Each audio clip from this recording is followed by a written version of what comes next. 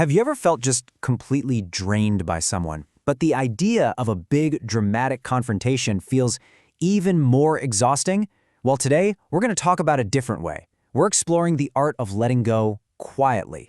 And spoiler alert, this isn't about conflict. It's about getting your peace back. You know, this quote just nails it, doesn't it? The biggest, most meaningful shifts in our lives, they usually don't happen with a big bang. They start with a quiet, internal decision to just step back. It's not about making a scene. It's about holding on to your own dignity.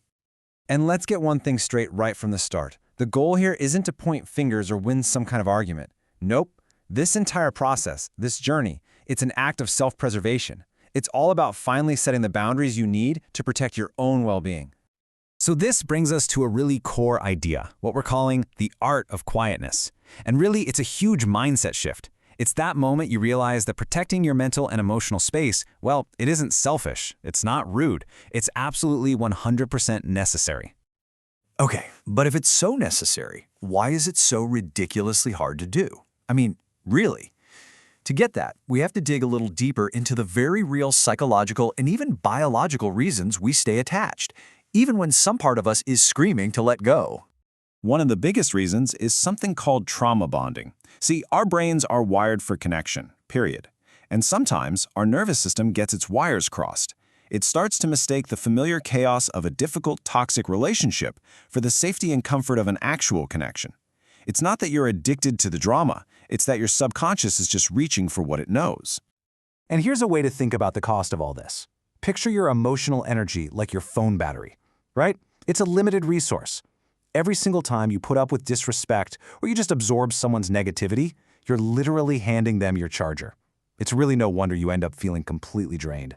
And there's a biological piece to this puzzle too. It's called the mirror neuron effect. We humans are basically wired to subconsciously soak up and even mirror the emotions of people around us. So if you're constantly surrounded by someone's anxiety or anger, your own body starts to physically reflect that state. It actually makes that trauma bond even stronger because your body is learning to associate their chaos with connection. It's a tough cycle to break. So this leads to a really important personal question. Take a second.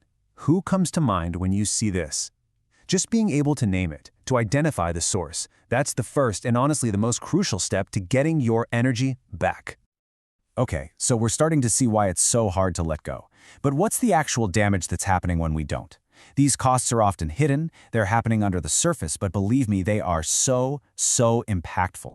Emotionally, the toll is huge. It's like this slow erosion of your sense of self. You might notice you start making yourself smaller just to keep the peace. You silence what you need to avoid a fight. And after a while, you can even start to believe that this heavy feeling is just what love is supposed to feel like. And what this does is it creates this powerful internal battle, a state psychologists call cognitive dissonance. You've got this core belief deep down, I deserve peace. But your actions, tolerating disrespect, they don't line up with it. That gap, that disconnects between your values and what you're actually doing, that's the source of that constant buzzing anxiety you feel. And this isn't just in your head. Oh no, it becomes a physical thing. This kind of prolonged stress has real, measurable effects on your body. We're talking elevated cortisol, the stress hormone, a weakened immune system, messed up sleep. Your body is literally keeping score, and it's stuck on high alert. Here's another really powerful question to ask yourself.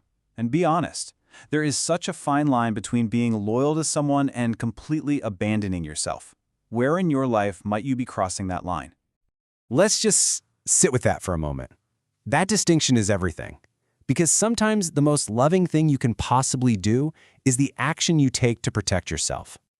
So, we get it. We know the stakes are high.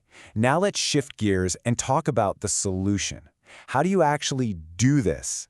We're going to walk through some really practical steps to detach gracefully and get your energy back without all the chaos. All right, this 6-step process is kind of like a roadmap. Step 1, detach emotionally first. This means you mentally take a step back before you physically do. Stop investing so much. Step 2, and this is a big one, stop explaining yourself. You don't owe anyone a 5-page essay on why you need to protect your peace. I can't is a full sentence. Third is the gray rock method. Basically, you become as uninteresting as a gray rock.